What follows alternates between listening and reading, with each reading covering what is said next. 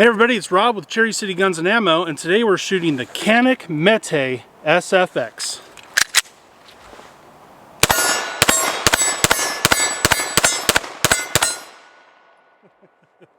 Stick around.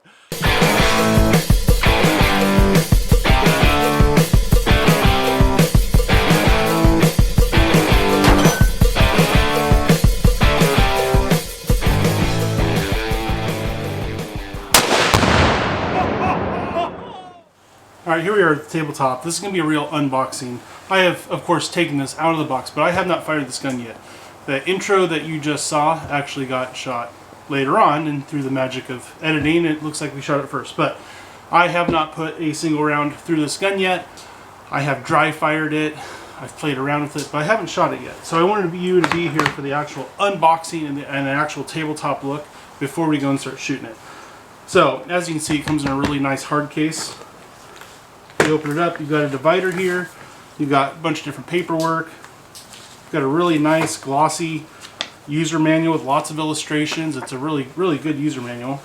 And then you got a box full of stuff. As you can see, there's all kinds of stuff. Obviously, we've got the Canik, and it comes with a pretty decent little Caniks holster. You can switch the clips around to make it inside the waistband or outside the waistband. And with that screw, it's got adjustable retention. Seems like a pretty decent little holster, especially considering it comes with it. I did change out the back strap on this. It comes with two back straps. Got one right there. I changed out to one that has a little bit more of a hump, and I added the mag well. The mag well normally sits in this little slot right here, but I knew I actually wanted to use it, so I went ahead and installed it. So, setting the gun aside, you've got one 18-round mag with a flush fit magazine. Then over here, you've got another 18-round magazine with a 2-round extension on it. So it's a 20-round magazine. And you've got a little mag loader, very similar to the ones that come with Glocks. Then you got some more stuff. Over here, you've got a couple different plates. These are for mounting the optics because, like we'll show in a little bit, this is optic cut. It's got the trigger lock. Of course, they have to include with everything. I'm moving to the top part of the case. You've got a rod for pushing a patch through, and you got a brush. Those are pretty self-explanatory. You got your extra grip that you can add to the back, change it out, and this really handy, comfortable punch that you can use for driving the pin out that holds that in place. And this I found really interesting. So I've seen lots of pictures of this kit, and I keep going, do they include a toy gun just for the sake of throwing a toy gun in there? How odd is that? And nobody has explained it that I've seen on any YouTube videos of this gun. What is this thing? Until my friend Mr. Big Kid on his channel a week or two ago actually went over it, and I thought that was awesome. I finally knew what the little gun was for. Is it a Christmas ornament? You know, what is it? Now, if you look in the end there, it's got a little hex opening. And you take the grip and slide it off, or the bottom of the grip, and dump this out, and you have different Torx bits. You have Torx bits and several different lengths of screws for mounting of optics on the gun. So it comes with some mounting hardware, and it comes with 3 different size Torx bits that you would need for different parts of the gun, and they fit in the end of your little pistol. So what you have there really is a bit driver, and like you use it when you're installing the mag well. You put that in there and tighten it up or take it off. Any of the other parts of this gun, you know, taking the top off to add your optics, whatever, it comes with the tool. It's not the most convenient little tool because it's not like something like a screwdriver where it's really easy. You can kind of hold your hand and just sit there and twist it once things get loosened up. It's a little clunkier than that because you have to sit there and kind of do this motion. But it comes with a tool, which I think is really cool because most guns don't. So even though it might be a little more clunky than your regular bit drivers that you might have at home, it's more than you typically get with most other firearms. So I think it's really cool that they included that. And I think it's really cool that they made it look like a little mini Canik. I think that's pretty neat. It's cute. Maybe I'll hang it on the tree for Christmas anyway. Anyway, there's your unboxing. Like I said, this has not been fired yet. It's completely clean. Now let's go actually shoot this gun and see what we think about it.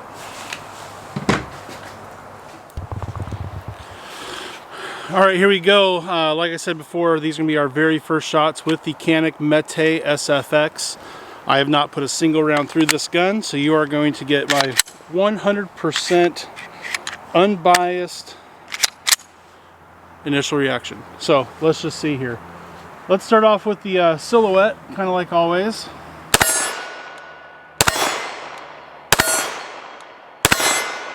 That seems relatively easy. Let's go down the plate rack.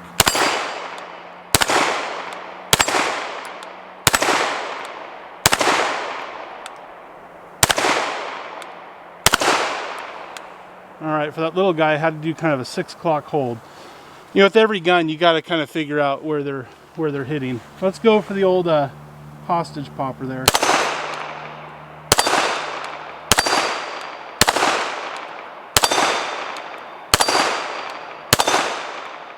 Wow. Wow. This seems super easy to shoot.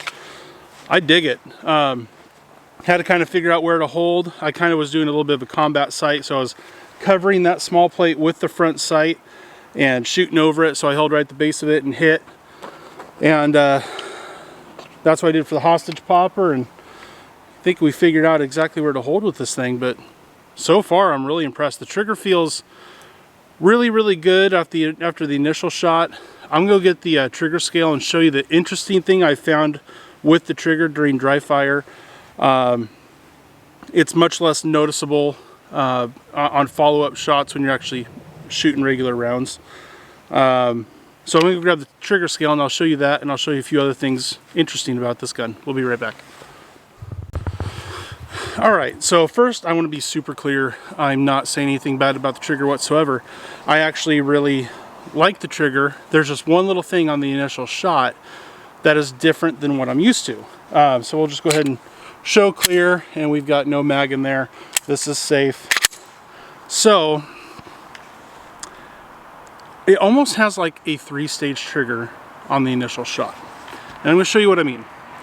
So initially you have a little bit of almost zero resistance take up, and then you kind of feel it hit a wall.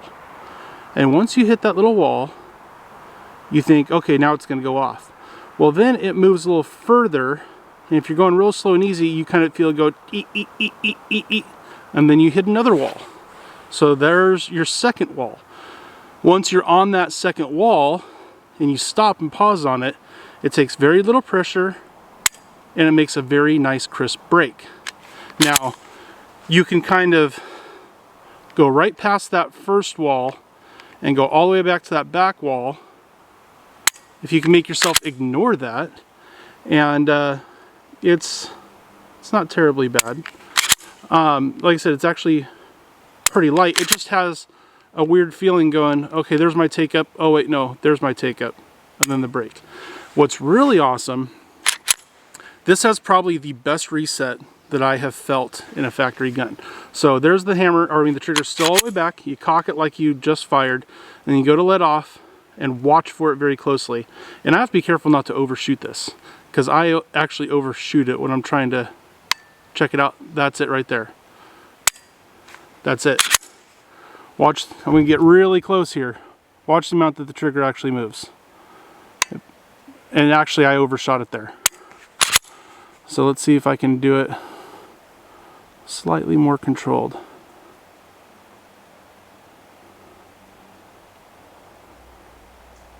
There we go. I'm trying not to overshoot because it has a good amount of spring pressure that tries to push you back to the reset, and it'll just overshoot. I overshot it there. But even when I overshoot it, you're looking at like 1/8 of an inch of travel. There, right there. I didn't overshoot it at all. You see how much that moved? Now watch how much it moves to go back to fire. Between a 1/16 and 1/18 of an inch. So while that initial shot might feel kind of funky. Or if you're the kind of person that shoots, takes their finger completely off the trigger and shoots again. I don't. I pull the trigger, let the gun recoil, come back on target, release to the reset, and then shoot again. That's just the most accurate way you're gonna make follow-up shots. You just you bang, gun recoils, you let back out to the reset, and click again. And that's why a tactile and audible reset is really important, so that you're not letting the entire trigger off, because then your follow-up shots will be that much more crisp and light and all that. But I've got the trigger scale here. Let's see what that trigger weight is. It feels really, really good to me. Let's see if I can actually get that on camera where you can see it all. So we're pulling.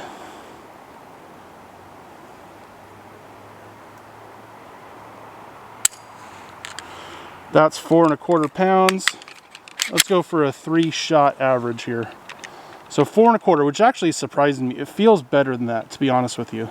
Let me see if I can get closer to the tip of the trigger. So that broke at 3 3/4. And I think that's because I was closer to the edge of the trigger, not so high up on it. Let's see if we can try that again. Let me get it right towards the tip again.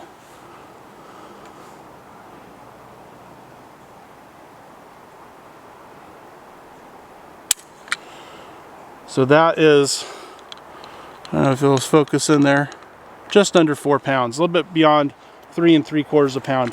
So that's a really nice trigger pull. And like I said, the reset is fantastic, and the amount of trigger you have left after you reset and you go to take your follow-up shot is really, really impressive. The other impressive thing is the price of this gun. I've looked around all over online. Of course, there's some people that are jacking up the price, but a lot of your bigger retailers, I've been seeing this gun sub $500, like $475. And you saw how much stuff is in the case, which is pretty incredible, the amount of stuff that comes with it. And then it looks good. Like, compare that to a Glock. You know, Glocks are kind of fugly, you know, if I'm gonna be honest. That's a really good looking gun. You know, you got these cool little cuts in the slide. You've got a nice little scoop there. You've got some seriously like positive serrations, like really, really good serrations in the front. You've got an ambidextrous slide release. It is cut for optics, and we are going to add some optics on here. The other cool thing is you've got an indicator that shows when the gun's cocked. See, it disappears after you shoot. The safety feels good. It comes with that magwell. This comes with so much. I'm super impressed. The sights are really nice sights. They're way better than any Glock sight. They're forward cut, and what that is for is if, like, let's say you got hit in your off arm, or you got hit in your primary arm, and you had to switch your grip, and you needed to cock the gun for some reason. You can hook that on your belt or your edge of your pocket, edge of a table, and cock your gun again. So it comes with sights that are set up for that. It's got a loaded chamber indicator. This little fin sticks up when there is a round in the chamber. On top of the fact, it seems like it is a pretty freaking accurate gun so far. Now granted, we're only shooting at like 15 yards right now, and that's not very far, but we do have the ability to stretch the legs here. So let's line up on our 60-yard target. Get it off my ugly mug so it'll focus in. You see that green silhouette up there at the hill? That is at 60 yards. Let's see how the Canik does at distance. There we go.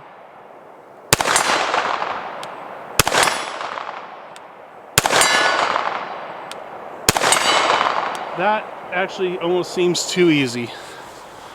If you look way, let's see if I can get my finger right there. That's a 100-yard silhouette. That red thing out there. There's a 100-yard head out there too, but that's even harder to see on camera and even harder to see with open sights. But let's try to hit that 100-yard silhouette with open sights. First shot. I will take that. Let's try that again. Miss. 2 for 3, not bad.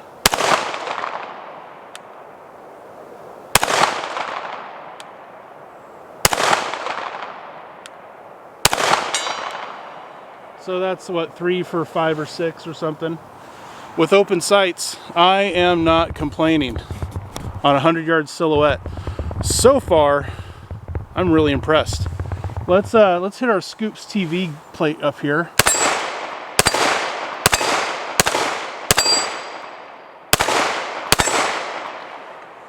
It's too easy. It's too stinking easy. You know, I'm 38 rounds into shooting this gun, and I'm pretty thrilled. Let's load it up and shoot. I can't talk. Let's load it up and shoot some more. Alright, so now we want to try some different ammo in this gun. Everything that we've shot so far has been 115 grain full metal jacket. And if you've got a gun that won't run 115 grain full metal jacket, you got a real problem. So yeah, we kind of took it easy on it. Now we're going to try some stuff that might cause more problems. We want to see how it runs. So here I've got a mag. Don't know how well you can see it. Those are 147 grain hollow points. Some guns do have a problem with hollow points, especially when you're looking at 147 grainers, because it's such a long bullet. You're really kind of maximizing the length that it's going to be able to handle.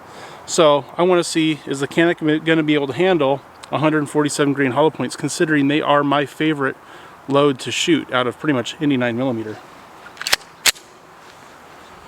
Alright, let's start off with the silhouette again.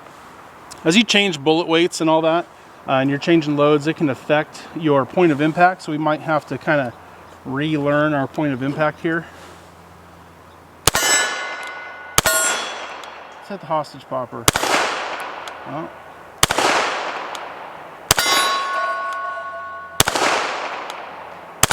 There we go.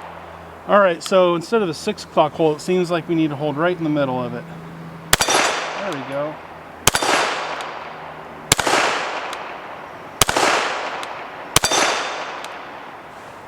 Let's see, how many rounds we got of this? We got 4 rounds left. Let's hit our little spinner there on the ground. Let's hit the bottom plate first. Alright, let's let it stop rotating. We'll see if we can hit that top plate. There we go. And I think we maybe have 2 rounds left. Let's hit the old Scoops TV plate. Alright, so absolutely no failures with the 147 grain hollow points. Had to readjust where I was aiming, which is not to be unexpected there. But yeah, so far it was totally reliable. Now this one is one that I've personally had a lot of problems feeding. This is a 124 grain powder coated cast. These are rounds that I have loaded myself, and certain 9mm shoot them with absolutely no problem whatsoever. But I have had a few that have been real finicky with these rounds, so I want to see if these are going to run for me. Let's go to the plate rack there.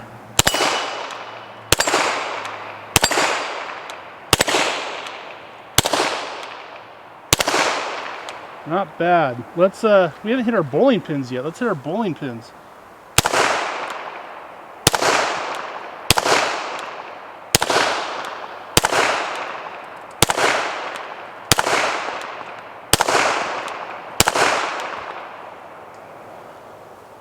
Let's hit the 60-yard silhouette there. See if we can't hit that with our cast loads. There we go. There we go. No problem. Wow. Well, so far it seems to be eating up pretty much everything I've given it. You know, we're gonna keep this for a more full depth review. We're gonna put a lot more rounds through it. We're gonna add an optic to it. Throw it in the comments what optic you think we should throw in here. I have a Holosun 507C that doesn't fit on here. This is mainly meant for micro red dots, which so far that's the only negative thing I'm gonna say about this gun.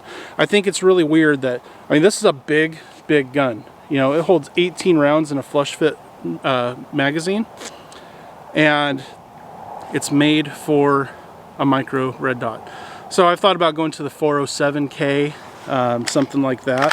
I just think it's really bizarre. Big, full-size gun, micro red dot. Kind of let me down on that one, Canik, but other than that, I'm super impressed. But throw down in the comments what one you'd like to see me put on there, and we'll certainly take it into consideration. We want to see what it does with a lot more rounds through it. Through the handful of rounds I've shot today so far, I am super impressed, especially considering the price point. This right here might be the Glock killer, because you're never going to touch a Glock 17, a stock Glock 17, which is, you know, similar size, for anything close to this price, and you're not going to have nearly the features. So I'm super impressed. If this holds up over a lot of rounds, I just may become a full-fledged Canik man. We'll see. Anyway, thanks for watching the video. I really appreciate it. Things have been a little weird lately because it's been hunting seasons. I don't own this property. This is owned by a friend of mine who has let me build a range out here. But I've had different hunting seasons. My son had a different hunting season. He's had hunting seasons. He's been on vacation. It's been kind of crazy, and luckily I tend to film a lot of videos ahead of time so that I have a good library to fall back on. But other than my Barrett video that I filmed a week ago, this is the first video I have filmed since October 11th. So haven't made any videos in a while. I kind of felt that you could see that on my Barrett video. There's a lot of things I forgot. Definitely was a little rusty. Hopefully you guys enjoy this one a whole lot more. I really like shooting this gun, and now we should be more back on track for regular video upload. They've been kind of spaced out a little further than normal because I was trying to make things last. I mean, I took 2 months without making any videos. So anyway, everything's kind of behind us now for the fall, and we should be back at full production capacity. And thank you to all my old subscribers. Thank you to all my new subscribers that have come on recently. It's been kind of nice seeing a bit of an uptick in the subscribers. So I really appreciate that. And we'll see you guys in the next video. Thank you. Bye.